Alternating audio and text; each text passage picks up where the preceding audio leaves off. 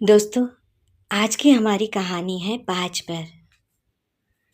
मिथिलांचल के एक सुदूर गांव रामपुर में कामिनी नाम की एक संस्कारी और मृदुभाषी लड़की की शादी शहर के एक संपन्न परिवार के इकलौते बेटे आर्यन से हुई थी। कामिनी एक साधारण मध्यम वर्गीय परिवार से थी, जबकि आर्यन एक मल्टीनेशनल कंपनी में अच्छी पोस्ट पर था। शादी बड़े धूमधाम से हुई थी, लेकिन विदाई के साथ ही कामिनी के जीवन का एक ऐसा अध्याय शुरू हुआ जो दुखों और तानों से भरा था। घर में आर्यन की माँ श्रीमती कल्याण देवी का शासन चलता था। कल्याण देवी का व्यक्तित्व बहुत ही संकुचित और कड़वा था। शादी के 2 साल बीत गए, लेकिन कामिनी माँ नहीं बन पाई थी। बस यही एक बात कल्याणी देवी के लिए उसे जलील करने का हथियार बन गई थी। जैसे ही 3 साल पूरे हुए, घर का माहौल पूरी तरह बदल गया। कल्याणी देवी उसे घर के किसी भी मांगलिक कार्यक्रम में शामिल नहीं होने देती थी।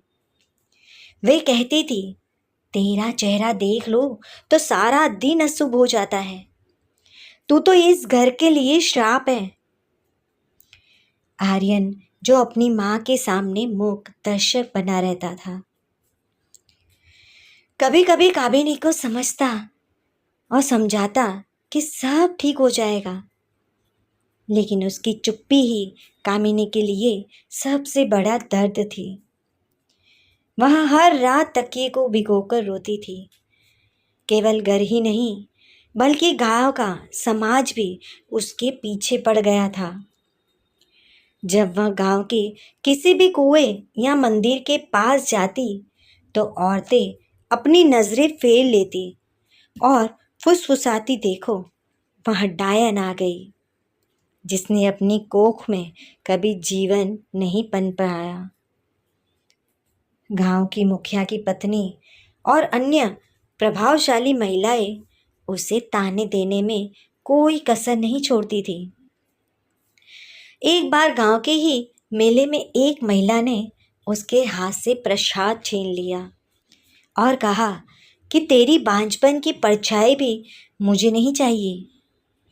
कामिनी का जीवन एक ऐसी काल कोठरी बन गया था जहां बाहर निकलने का कोई भी रास्ता नहीं था। वह डॉक्टर के पास गई, कई इलाज करवाए, लेकिन समाज और परिवार का मानसिक दबाव उसे अंदर ही अंदर मार रहा था। इसी घोर निराशा के बीच गांव में एक बहुत ही बड़ी आपदा आई। अचानक से ज्वर महामारी का प्रकोप फैल गया।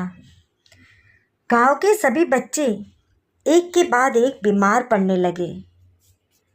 गांव के लोग डर के मारे अपने घरों में दुबक गए। बड़े बड़े ओझा और तांत्रिक भी हार मान गए। आर्यन भी शहर से घर पर था, लेकिन कल्याणी देवी ने उसे बाहर निकलने से मना कर दिया था। गांव के बच्चे तड़प रहे थे। उनकी माताओं का रोना पूरे गांव में गूंज रहा था। सुमित्रा का मन यह देखकर नहीं माना।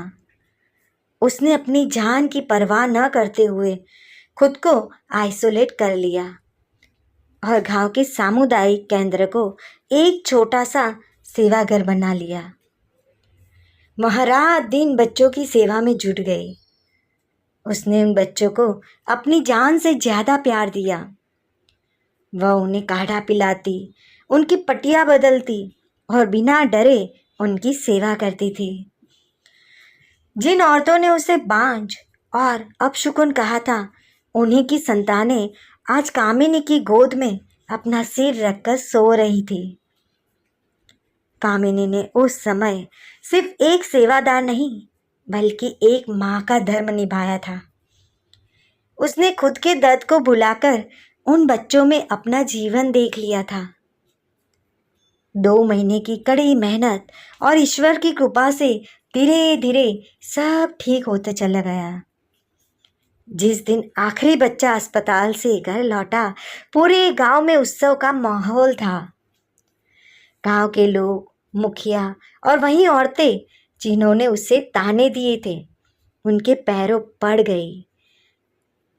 कल्याणी देवी को उस दिन अपनी गलती का एहसास हुआ, जब उन्होंने देखा कि पूरा गांव उनकी बहू को मातृशक्ति के रूप में पूज रहा था। उस दिन कल्याणी देवी की आंखों से पहली बार पश्चाताप के आंसू गिरे। उन्हें भरे मंच पर कामिनी के आगे हाथ जोड़कर माफी मांगी।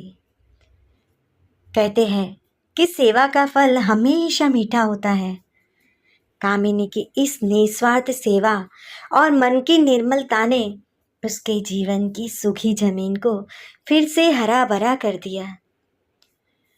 जिस मानसिक तनाव और हार्मोनल असंतुलन से कामिनी गुजर रही थी, वह उसकी सेवा और खुशी के कारण धीरे धीरे दूर हो गया।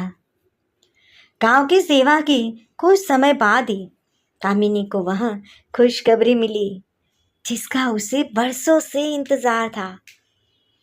ईश्वर ने उसके त्याग का सम्मान किया।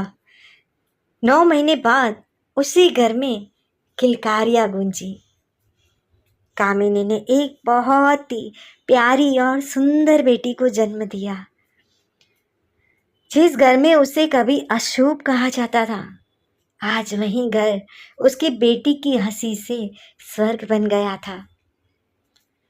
समाज, सास और गांव वालों का नजरिया पूरी तरह बदल चुका था और कामिनी अब केवल एक बहू नहीं थी, बल्कि उस पूरे गांव की सम्मानित मां बन चुकी थी। तो दोस्तों, आपको ये कहानी अच्छी लगी हो तो अपने परिवारजनों और दोस्तों के साथ साझा जरूर कीजिएगा। और हमारी अब चैनल को अभी तक आपने सब्सक्राइब नहीं किया तो सब्सक्राइब जरूर कीजिएगा, जिससे हमारी अगली कहानी की नोटिफिकेशन आप तक पहुंच सके।